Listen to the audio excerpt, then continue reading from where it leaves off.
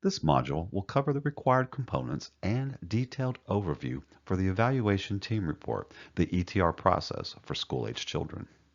The ETR process is required by the Individuals with Disabilities Education Act, IDEA, and the Ohio Operating Standards for the Education of Children with Disabilities in order to establish the presence of a qualifying disability or disabilities of a child suspected to have a need for special education services and supports from ages 3 through 21 years old. The ETR process begins with a referral. The referral could come from the intervention assistant team, the teacher-led team, or other groups of professionals who provide interventions and supports for children who are struggling academically, functionally, or behaviorally. A teacher and/or team would complete the referral for evaluation, the PRO4. The parent may also initiate a request for an evaluation either in writing or verbally to the district. The district would provide the parent a copy of the parent notice, then complete the referral for evaluation, the PRO4 form, and a PRO1 indicating whether the district refuses to conduct an evaluation or indicating that the district will conduct an evaluation.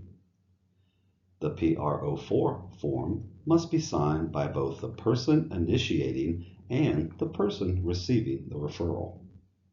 Please note that a referral for evaluation should not be submitted by school personnel without including data from interventions applied to address the deficit or difficulties, since interventions are a required part of the evaluation process.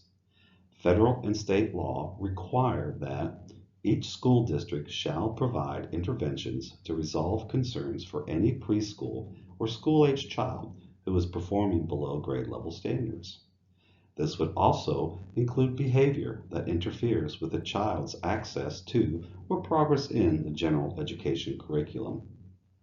A school district may not use interventions to delay unnecessarily a child being evaluated to determine eligibility for special education services. If such interventions have not been implemented prior to the referral for evaluation, appropriate interventions shall be implemented during the same 60-day time frame which the school district conducts a full and individual evaluation. The district must document the actual date the referral was received. This starts the 30-day timeline to inform the parents what the district intends to do and to obtain parental consent for an initial evaluation if the district determines an evaluation is necessary. Within the 30-day timeline, if the district believes there is no suspected disability and declines to conduct an evaluation, the district must send the parent a prior written notice, a PRO1, stating the actions and the reasons the district refuses to initiate an evaluation. Evaluation planning is a required component of the evaluation process. The evaluation planning does not require a face-to-face meeting. It can be held over the phone, through email, or other correspondence. The parent must be included in the planning process, or the district needs to document that the parent declined to participate or was not available after reasonable attempts were made to involve them. The results of the planning process must be documented on the planning form, which is a component of the evaluation team report, the PRO6. You must indicate the appropriate planning form, school age or preschool, on the front page of the ETR. Please note, if specific learning disability, SLD, is one of the suspected disabilities and later decided it is not the eligibility determination, Part 3 still must be completed and attached to the ETR. If the district suspects a disability and feels an evaluation is necessary, the district must invite the parent to participate in the evaluation planning process. If the district decides to hold an actual planning meeting, they will need to send the parent invitation, PRO2 form, to the parent. This form also indicates other persons that have been invited to participate in the planning meeting, such as the child, whenever appropriate, and outside agencies that would be involved in secondary transition.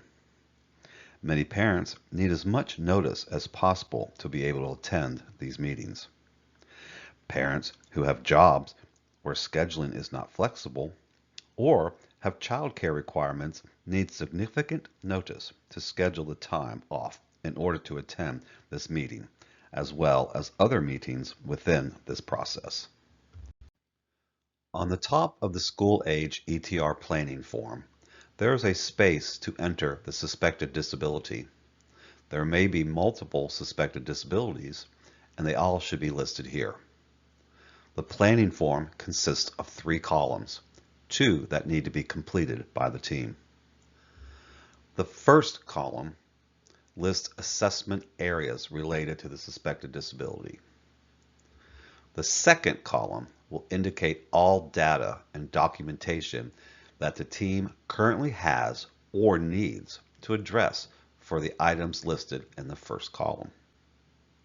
The team will decide if there is sufficient data available, if additional testing data needed, or if it is not applicable for each listed assessment.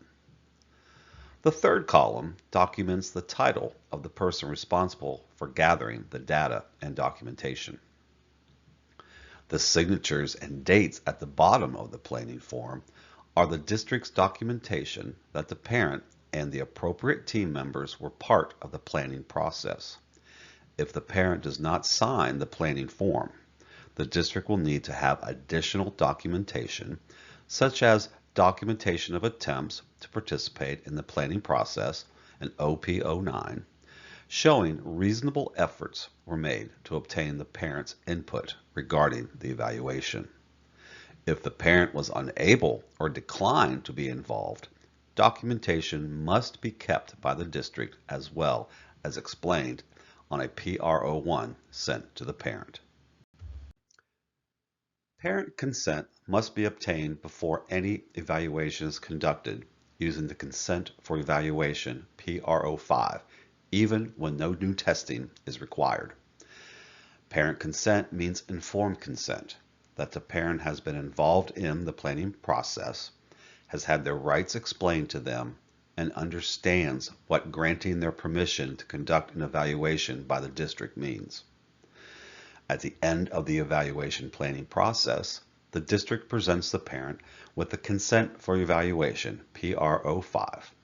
This form documents informed written consent given by the parent or guardian, allowing the district to proceed with the proposed evaluations, assessments, and data collection.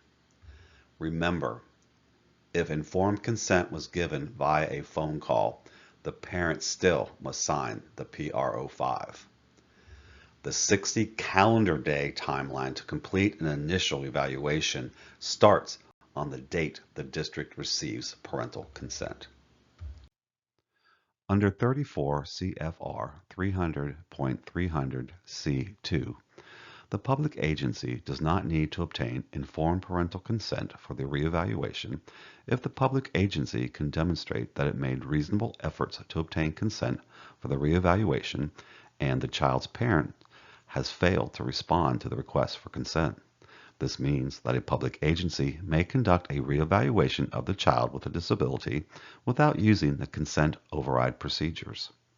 Section 300.300D5 of the regulations provides that in order to meet the reasonable efforts requirement, the public agency must document its attempts to obtain parental consent using the procedures in 34 CFR 300.322D. These procedures include detailed records of telephone calls made or attempts and the results of those calls, copies of correspondence sent to the parent and any responses received, and detailed records of visits made to the parent's home or place of employment and the results of those visits. The prior written notice, PRO1, must be sent to the parent after the planning meeting, explaining all the assessments and evaluations proposed. Under federal and state requirements, school districts must assess children in all areas related to the suspected disability. The evaluation shall be comprehensive and identify all the child's special education and related service needs. All areas of possible issues must be addressed: vision, hearing, and any other area that may affect the child's learning and functional speech. Failure to assess in all areas of suspected disability can result in the failure to provide services to meet each of the child's needs. If the need is never identified, it cannot be addressed through the IEP. To address all areas of a suspected disability, a thorough collection of data will need to take place: observations, interventions, and assessments, and from a variety of sources: parent, teacher, and specialists. 5 disability categories have required assessment components as part of the evaluation process. They are specific learning disability, intellectual disability, multiple disabilities, visual impairment, hearing impairment. As part of the planning process, the team will need to ensure it has documented the inclusion of all components on both the evaluation planning form and within the ETR. Please review the cited portions of the operating standards for more information regarding the required assessment components. For reevaluations of students who are in the category of specific learning disability, it is not necessary to redo the intervention process. However, there should be documentation that current observations and assessments in the specific areas of weakness were completed. Updated classroom observations must also be completed. Summary of required forms for the evaluation, referral, and planning. The PRO1, prior written notice, must be sent to the parent if the district decides not to initiate the evaluation process. The notice needs to state the actions and the reasons the district refuses to initiate an evaluation. The PRO4, referral for an evaluation, is completed by the district and begins the referral process. The district has 30 days to determine if the evaluation is necessary. The PRO2, the parent invitation, must be sent to the parent to invite them to the evaluation planning meeting. The evaluation planning form, which is a component of the PRO6, documents the results of the evaluation team planning meeting. The PRO5, consent for evaluation, must be signed by the parent after the evaluation planning process. This form may be presented to the parent at the planning meeting to obtain their signature. It is recommended a PRO1, prior written notice, be sent to the parent after the planning meeting explaining all assessments and evaluations proposed. The individual evaluator's assessment form must be filled out for each entry of data and testing results from individuals identified on the planning form as responsible for part of the evaluation process. The form includes the evaluator's name, title, or position, areas of assessment or data collected as listed on the planning form, and the evaluation or data collection methods and strategies. There must be information collected and reported in Part 1 to match all areas stated on the planning form as either data available or further testing needed. We like to point out that it is crucial that general education teachers and intervention specialists complete the required Part 1, the individual's evaluator's form. Therefore, the school psychologist can comprise a comprehensive evaluation team report, an ETR, that will clearly represent the needs for the child. The summary of assessment results must be clearly stated in terms all team members, including the parent, will understand. It should include the source of the assessment, testing or information collected protocols involved, the date the assessment was conducted or the date of previously available information and the interpretation of the assessment results where applicable. There must be a complete description of educational needs based upon the assessment results that include relative strengths, area of need, and baseline data where appropriate. The evaluator must clearly describe implications for instruction and progress monitoring based upon the results of the assessments and description of educational needs. The implications for instruction should include more than a list of accommodations recommended for that student. It should suggest instructional strategies and propose progress monitoring that would help the child access and make progress in the general education curriculum. Finally, the individual evaluator's assessment page must be signed by the evaluator who provided the input and be dated to reflect the date of the signature.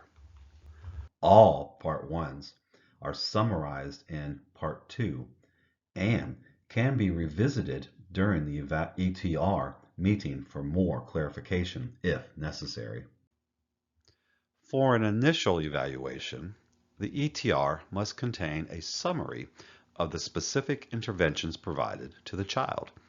If interventions have not been provided prior to referral, interventions can be done at the same time as the evaluation is being conducted. Remember, interventions may continue to be provided once the initial evaluation process has begun, but the ETR may not be delayed in order to complete interventions. The 60-day timeline from the receipt of the written parental consent to the completion of the initial evaluation may not exceed due to the desire to complete current interventions. The data from interventions provided in an initial will be documented on the PR04. This area in Part 2 must also be included in reevaluations if interventions were implemented. There are separate spaces for initial evaluation summaries and reevaluation intervention summaries on the ETR form. Using the information provided on the PR04, Referral for Evaluation, you can complete the summary of interventions for an initial evaluation. This summary must include the specific research-based or evidence-based interventions provided, the length of time the interventions were provided, the number of weeks or months during which each intervention protocol was provided. The intensity refers to how often interventions were applied and how many minutes each intervention session lasted, and the results of the interventions compared to baseline at the beginning of the interventions or the pre-test. Specially designed instruction, as described in the IEP, does not need to be summarized in this part. However, the summary does need to be completed for all reevaluations if a child is receiving other specific interventions that are not documented in the IEP. A child who is receiving specially designed instruction for an identified area of disability may need additional interventions in other subject areas where specially designed instruction is not indicated, but where the student has needs. These interventions must also be summarized on the reevaluation. Please note, if no interventions were provided, there must be a statement to that effect in this part. A good example of that statement would be this: it was determined by the ETR team that the student is making adequate progress with current special education supports and services. The reason for an evaluation should be more than a statement that a reevaluation must occur every 3 years by law. It should refer to the need to determine a continued qualification as a child with a disability, or to determine if the child qualifies through an initial evaluation based upon referral information. The next area summarizes information provided by the parent. The operating standards state, Data and information provided by the parent of the child are required to be addressed and may become a component of any initial evaluation or reevaluation upon team agreement. Parents should never be listed as the person responsible for any assessment on the planning form. If information provided by the parent is listed on the ETR planning page, the information must appear in a Part 1 and be summarized in Part 2 of the ETR.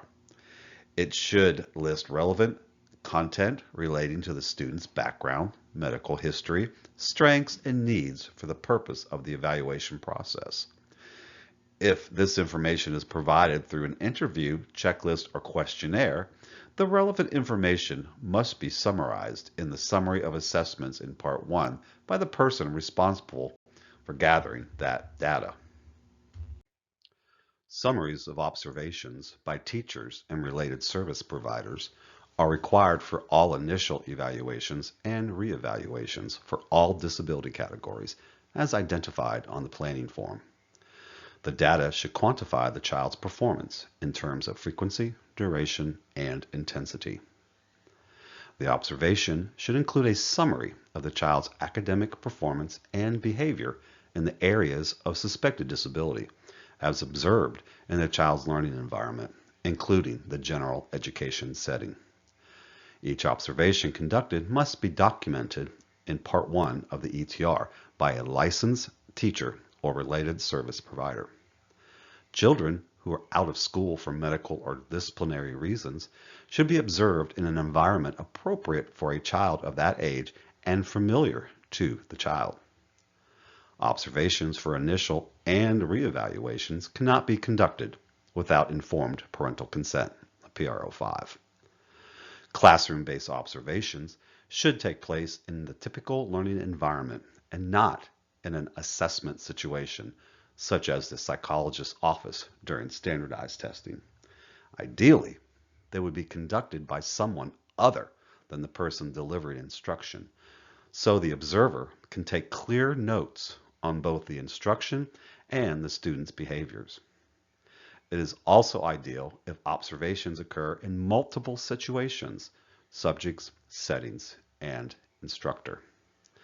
Observations may not occur during actual testing or assessment procedures. Observations must be done in the setting where the behavior or skill in question is most likely to occur or present itself. The observation must be relevant to the suspected disability. They must occur in the child's natural learning environment and be current.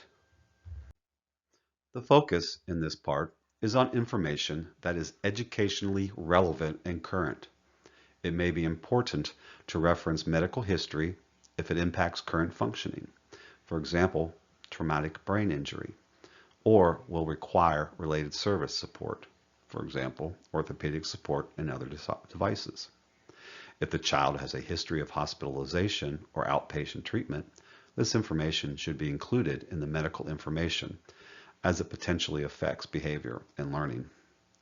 Information about the child's medical condition should include concerns or conditions that could affect the child's ability to participate in the general education curriculum and in any other type of school activity, such as recess, lunchtime, emergency drills, or extracurricular activities.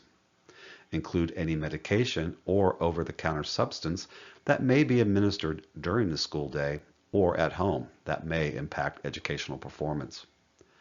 Any medical procedures that may be required during the school day must be addressed to include a specific description of the procedure requirements, what medication or equipment are required, who is authorized and trained to provide the medical procedure or assistance, when is it to be provided, how often or under what circumstances, and any other pertinent details relevant to the student's medical needs.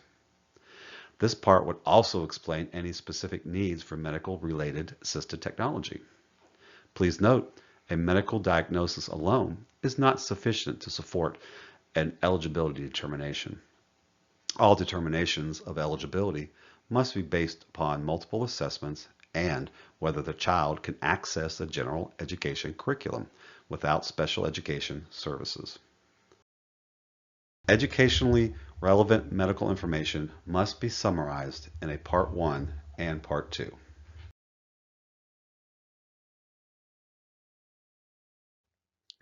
Current classroom-based observations and observations by teachers and related service providers may already exist for a child, since many teachers and related service providers use observations as a method to collect progress monitoring data for annual goals.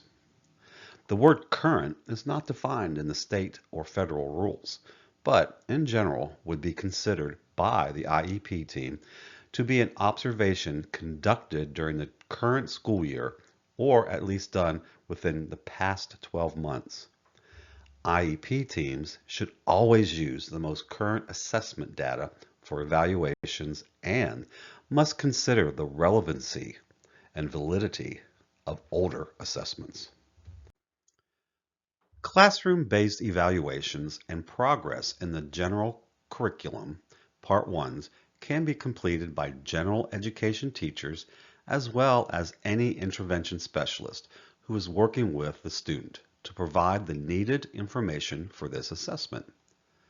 This information must be completed in a Part 1 using the title of the assessment as Classroom-Based Evaluation and Progress in the General Curriculum. If this information is provided through an interview, checklist, or questionnaire, you must provide a summary of all the answers, comments, or areas checked off on the checklist. Descriptions of educational needs, as well as implications for instruction and progress monitoring, will also need to be completed.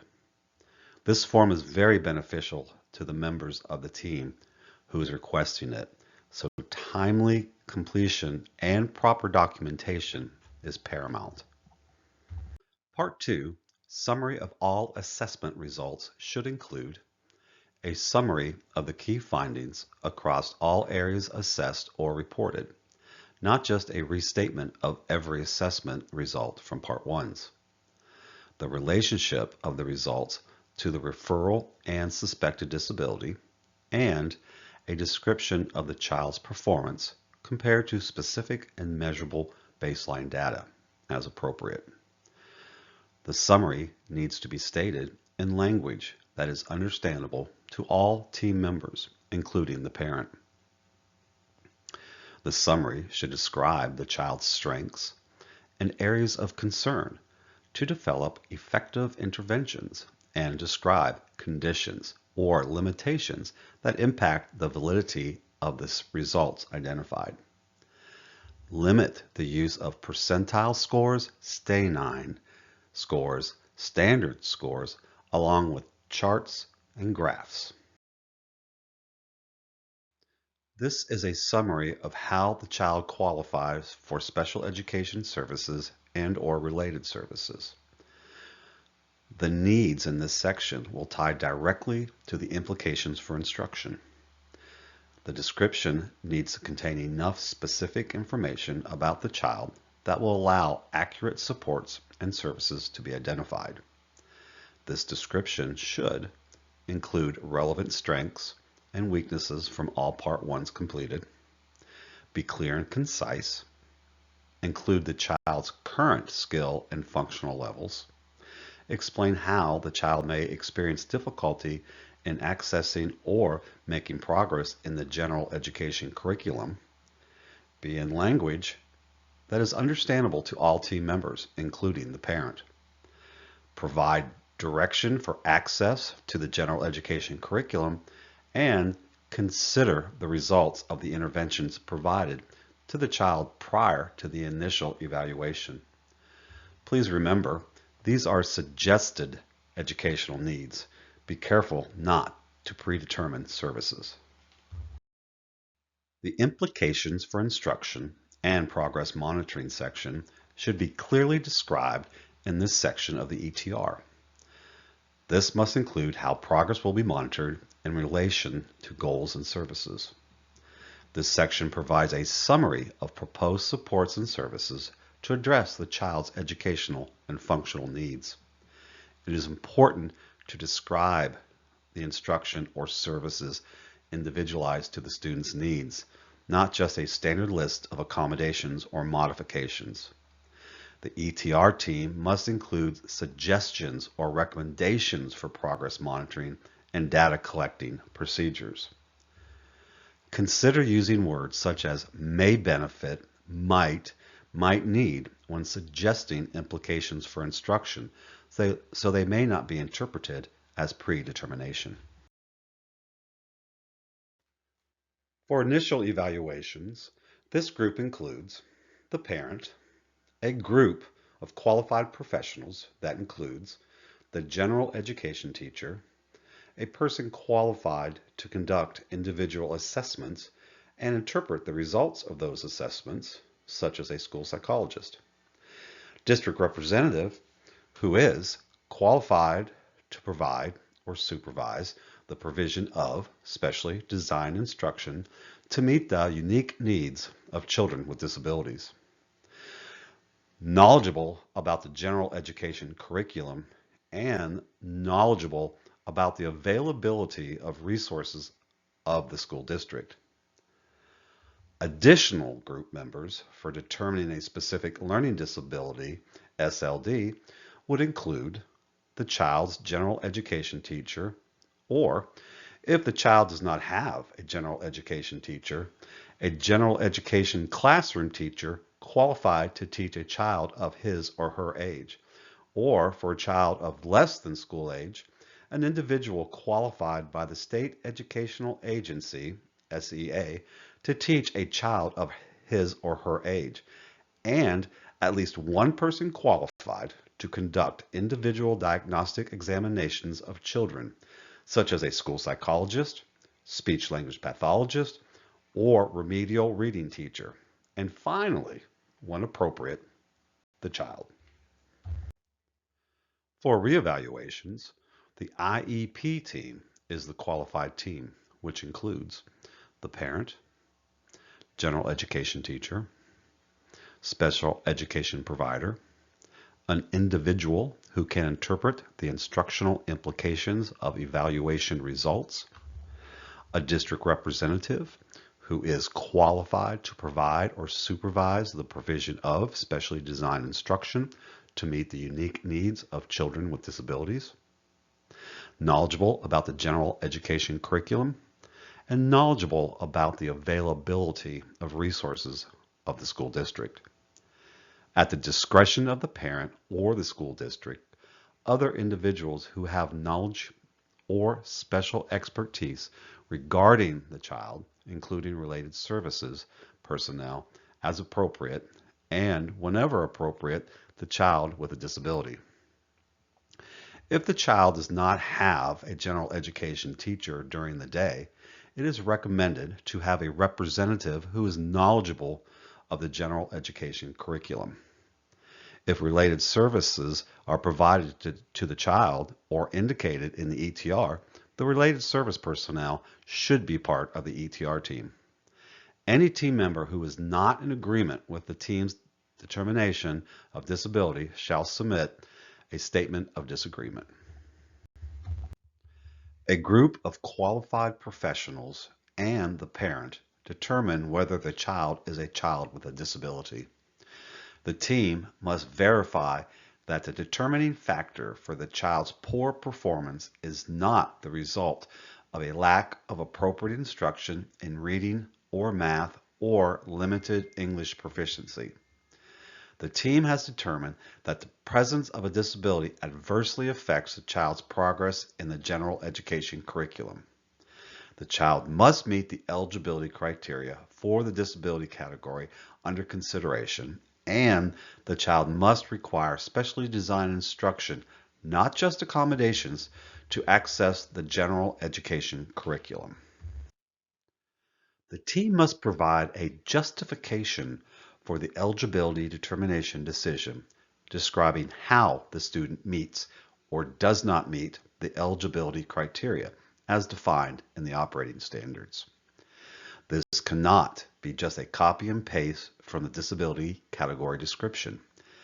This is a culmination of all the components within the ETR to create a final summary describing how the student meets or does not meet the eligibility criteria as defined in OAC Rule 3301-51-01B10 definitions and OAC Rule 3301-51-06 evaluations.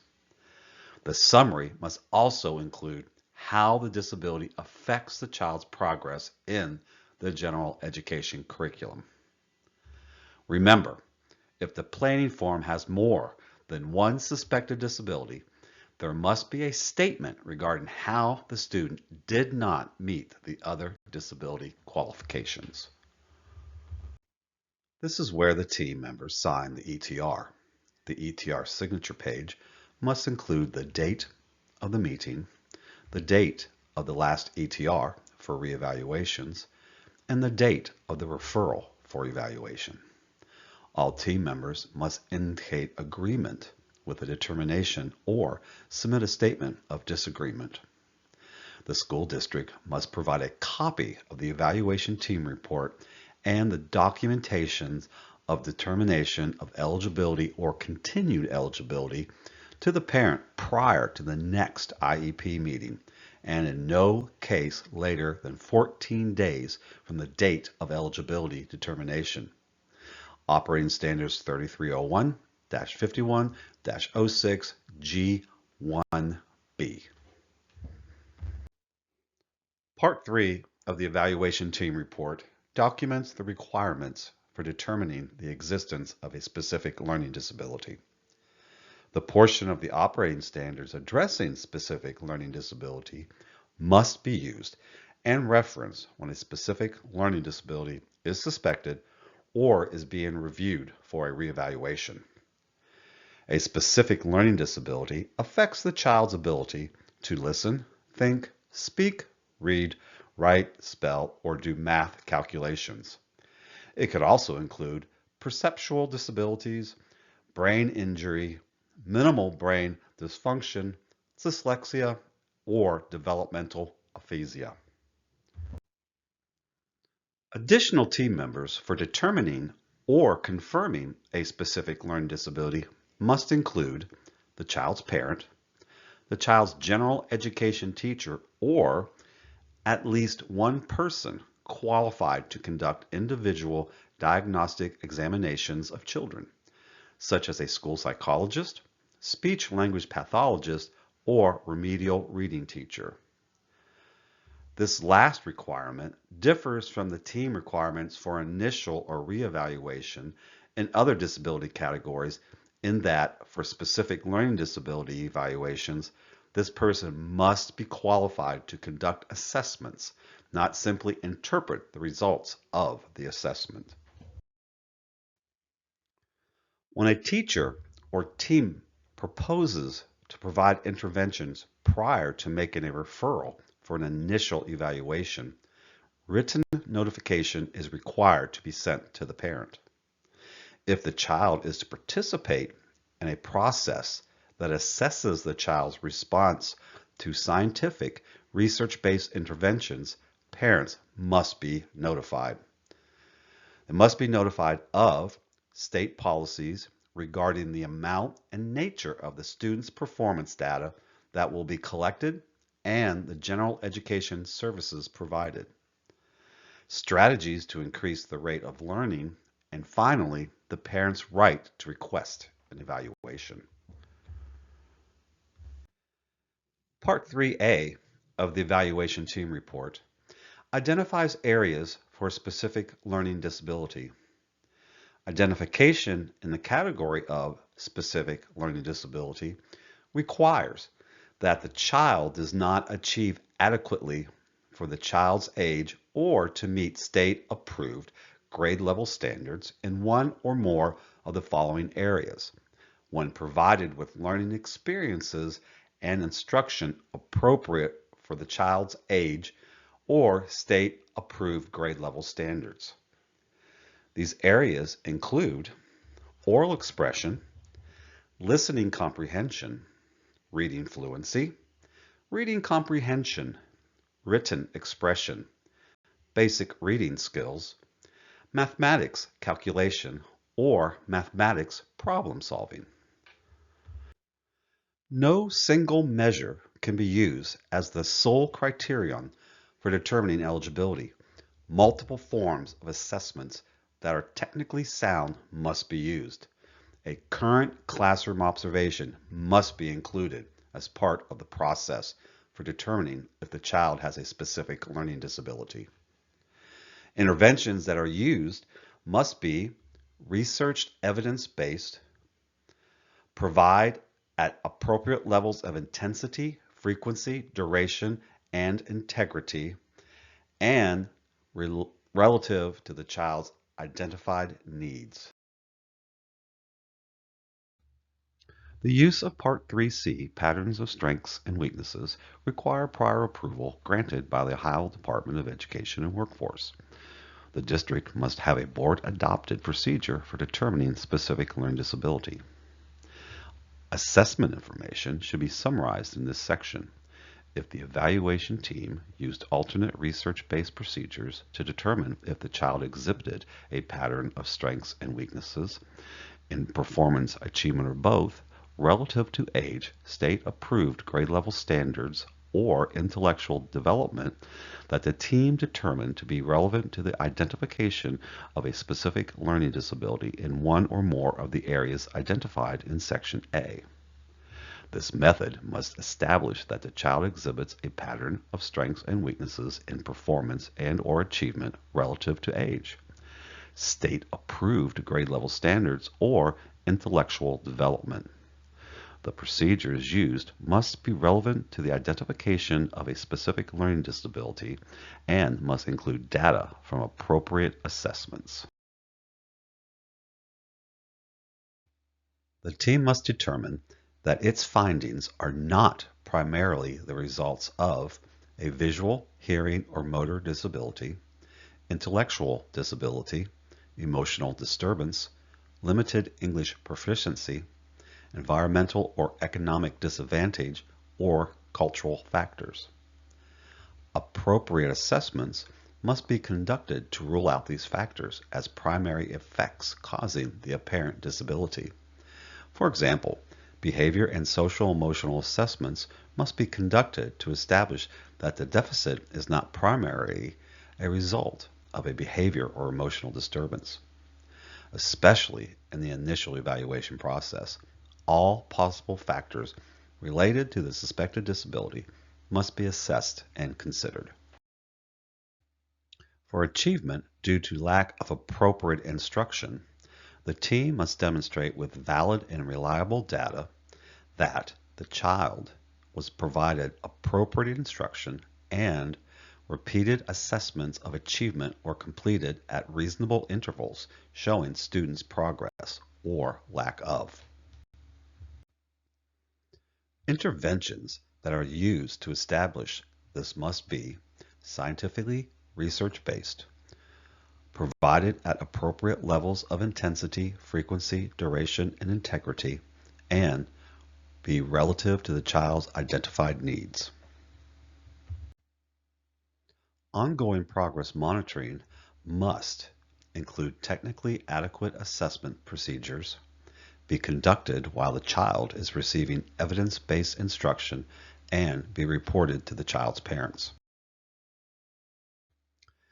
The district must conduct all assessments required for a specific learning disability initial evaluation, apart from repeating the intervention process. Use data that are currently available, include current classroom observations, and include current classroom achievement data, even when conducting a record review re-evaluation. You cannot skip any of the evaluation processes for specific learning disabilities. All the information used in specific learning disability re-evaluations need to be updated to reflect current levels of achievement.